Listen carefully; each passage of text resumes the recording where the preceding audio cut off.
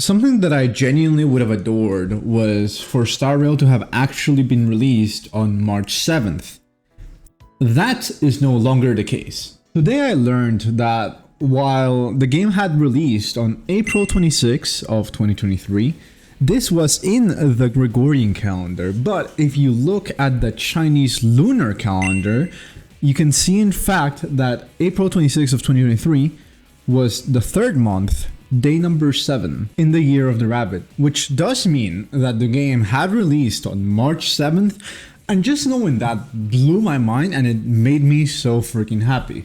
Because March 7th is the mascot of Star Rail.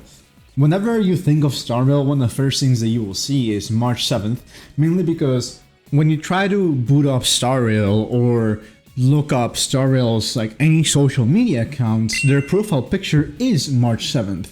It is her looking at the audience and it's the poster child. And it wouldn't be outlandish to say that she is like one of the main characters of the game itself.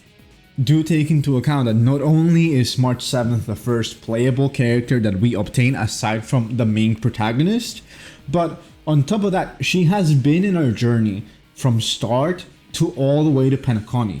At every single point, she has accompanied us, and it's only now in Penacony that we have had a little bit of a split, and it's the first time that we're wandering without her, which is surprising, honestly, given how Penacony does have a good amount of lore that could be implicating her, honestly. I do adore the fact that she is a character that has been accompanying us all the way in our journey up to this point in the story, and it gets me excited and hyped for more things to come, especially with how well designed she is. Throughout this video, I do want to cover March 7th's design, and for this we will be going over 3 different categories, with these ones being gameplay, flavor design, and impact. For more information, I do invite you to check out my video on the best designed characters in Star Rail, where I go more in depth on these categories and I even give out examples as to what I mean by every category. But in short, gameplay refers to anything related to the in-game actions when you're in combat. This would be skills, attacks, ultimates, talents. Flavor design is the opposite and encompasses almost anything that doesn't have to do with the combat system, which would be animations, text messages, the way that they are, the way that they're dressed, the characteristics of the person. And last but not least, impact is how impactful they are to the story, how much them as a character have affected other characters, or how other characters have affected this character in the story and such. With all that being said though, let us see why March 7th is perfectly designed. As stated before, March 7th is one of the first characters that we get to meet in the game, and it's the first party member that we obtain in the storyline.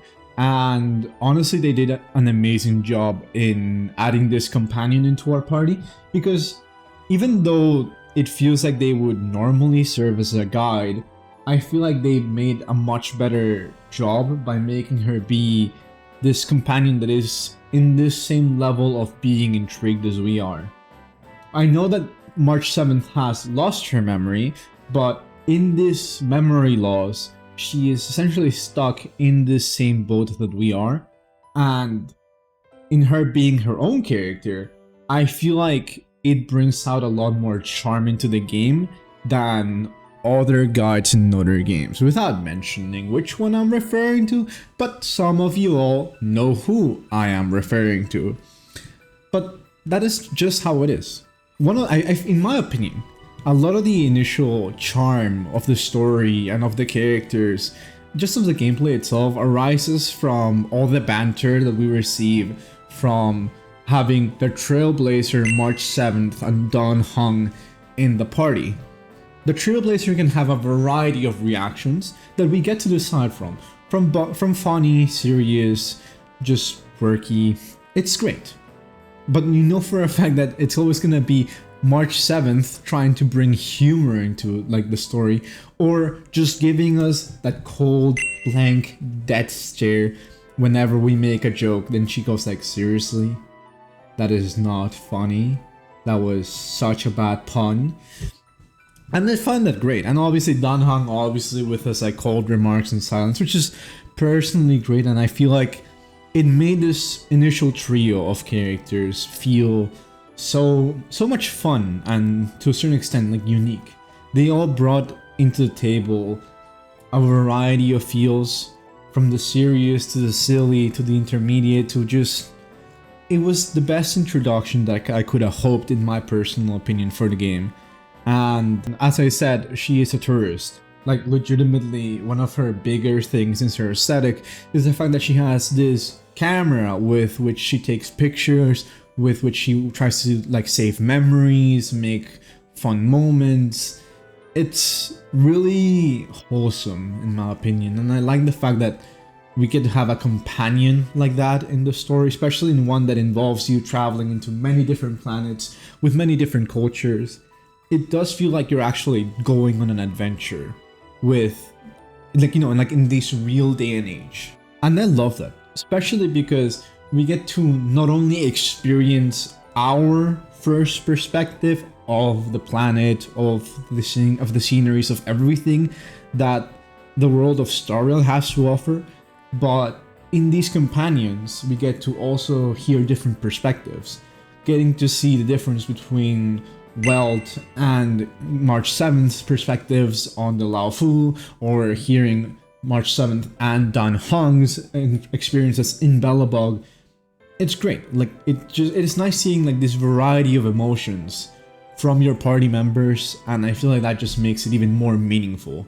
And honestly, it is because of this tourist aesthetic that she has that just makes her even more incredible to the story, especially because of her room.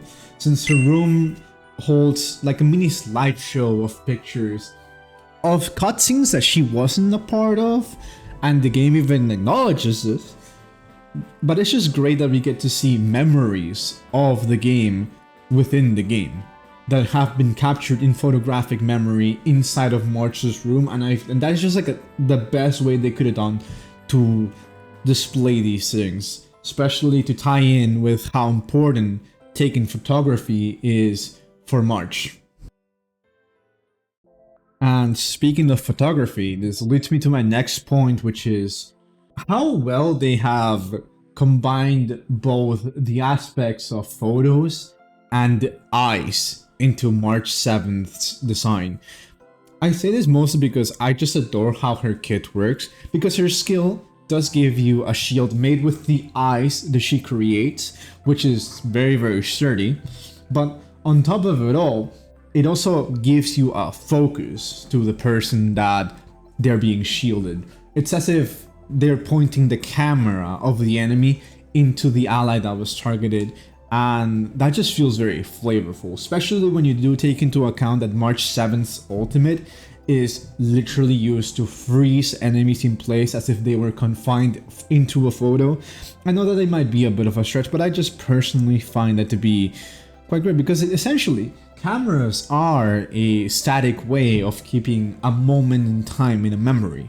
And given March 7th passed with, you know, her not being able to recollect anything from her memories, it wouldn't be too surprising if this attempt to preserve memories through photographs is as a somewhat like trauma response. Because when you look at her character story, one of the things that she even says is that, you know, she's always wearing a camera, because what would happen if she ends up being sealed in ice again? Like, it is rooted into her mind that like that could be a possibility, and that seems terrifying. And I feel it makes me feel bad for March, because while true, it does feel like she takes her, you know, she takes the pictures because she's having fun visiting all these places, there is still a part of her that is scared of losing all of these memories. And I do like the fact that in her Eidolons, it is kind of resembling of this, where if I recall correctly, all three first Eidolons have the word memory, while the other ones have something along the lines of like never forget, which just feels like a nice character development that she's essentially going through, because it essentially goes from, you know, her trying to move forward, move into the future, and essentially trying their best to leave that past behind in a way of try not to think too much about it. But at the same time, it's not like she has completely forgotten or is disregarding her past, because do take into account that when she went to see Fu Xuan, she did want to recollect about her past, and the only thing that was able to be a memory of her past, quote unquote, so to speak, is her powers. Her six-faced eyes is the only thing that can connect her to her previous self. This leads me to my next topic, which is light cones. And I specifically ended my last sentence with March 7th's previous self, because throughout the story in March 7th's companion mission with Fu Xuan, we obtained the light cone March 7th's origin. And it is very interesting the way that they named it, because it's essentially saying this is who March 7th is. The person they were in the past is a completely different person. From this point on, March 7th is March 7th. Someone who, even if they may not remember about their past, is someone that can still move forward into the future. And this is also the reason why I personally adore the two in-game equipable light cones in that portray her. Day 1 of my new live is one where it shows March 7th hugging Pom Pom in different outfits, and the description says, "So happy I got to see Pom Pom in new clothes."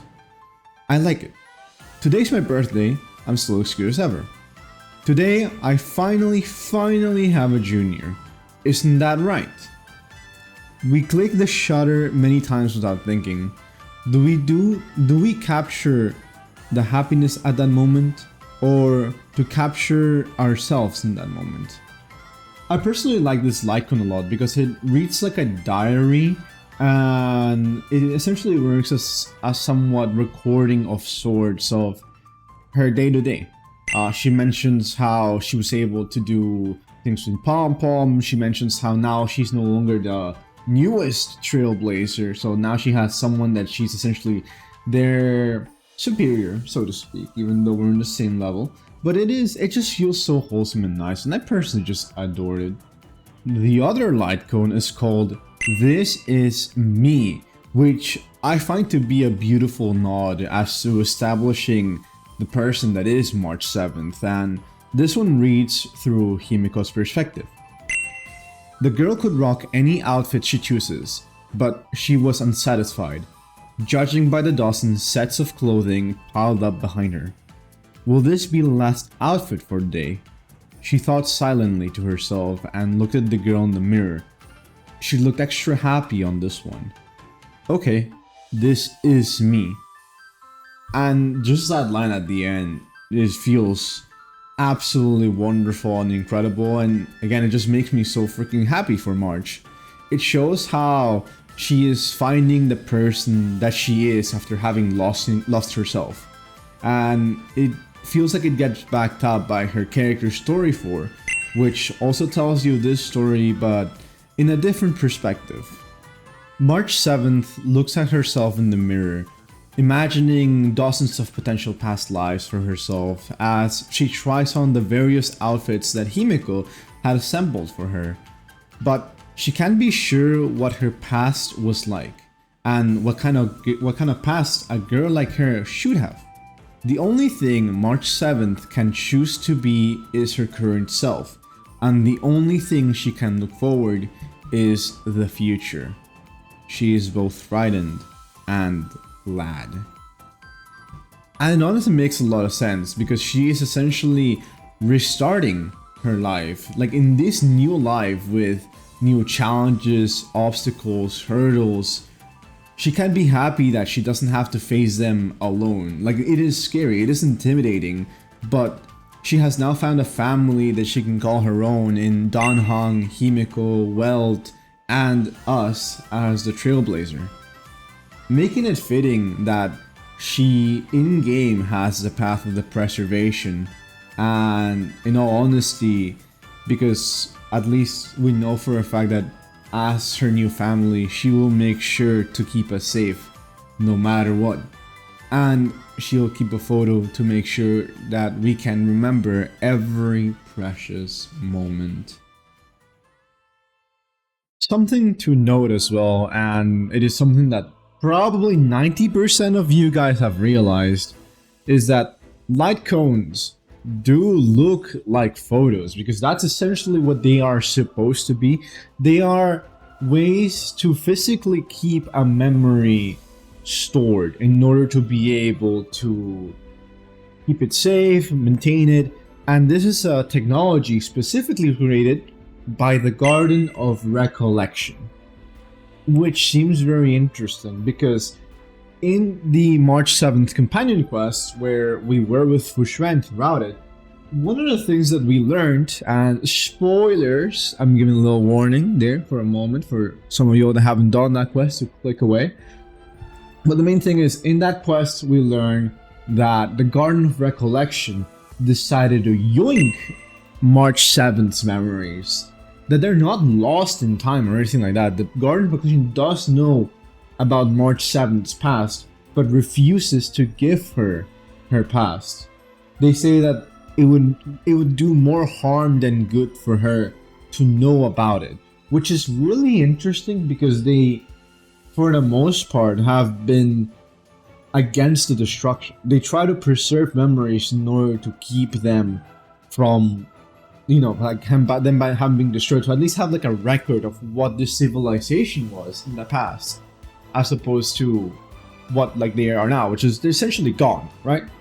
And I found this to be really interesting because while doing research, apparently there's also a second branch of followers that are called the Cremators, and these individuals not only focus on stealing things from the Garden of Recollection, they kind of just look at it and like, oh yes, you know what? This memory right here, this one deserves to be maintained. And then they store it back into the Garden of Recollection. But if they find one that they deem to be unworthy of being stored, they will burn it down and destroy it. Which blew my mind.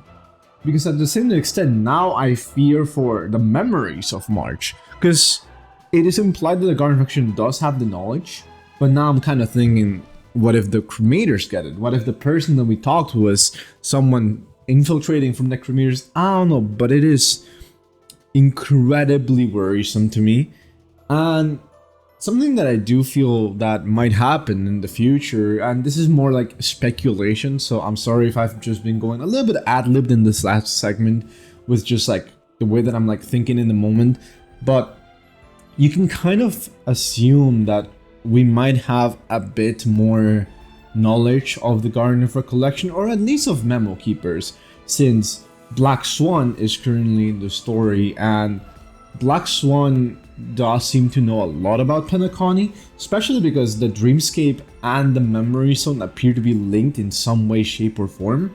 So that is very, very intriguing, and I'm really hoping that we may get more March 7th lore once this whole Penacony story quest is finished, because the whole concept of Penacony has like so far blown my mind, and it is very intriguing. I'm like not sure how to feel about what else is gonna be coming up through the story, but I just know that I am excited. And as many of you maybe do not know, but like the Black Swan does have voice lines about March 7th, both when about March 7th and when you put her in a team with March 7th, where she's essentially saying like, oh, what does the future hold? Like, what is your goal? What do you try to achieve? And the other one's like, oh, Miss March is interesting. Like, while she may not remember everything, she still has like future ahead of her. So something along this line. I can't quite remember it off the top of my head, but it genuinely leaves things out in the open. And Black Swan, to a certain extent, has to know that the Garden of Recollection has her memories, right? I'm not sure, but like, putting that into perspective, it makes me more worried and less trustful of Black Swan than I was before. I had some trust. It was minimal, but I had some trust. But now that I'm kind of like thinking about it, I'm just like, there might be something fishy there, and I don't know how to process it. All I know is that I'm gonna be very hyped to move further on forward on Penacony. I want to beat the hell out of the memory zone meme, and I cannot wait for when they eventually do tackle on the fact that Black Swan is part of those who do know, in fact, about well, she doesn't necessarily know.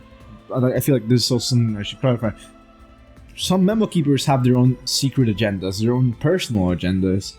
So, while Black Swan may not know, she could potentially be our link to getting to like that specific member of the Garden of Recollection, or just to help us find March 7th's memories as a whole.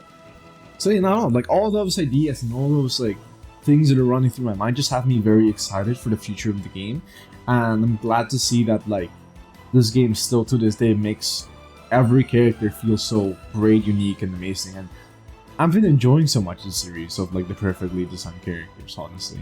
So yeah, honestly, it's just absolutely great, and I adore it so much. But yeah, hey, if you have made it this long into the video, first of all, thank you very much for watching all the way through.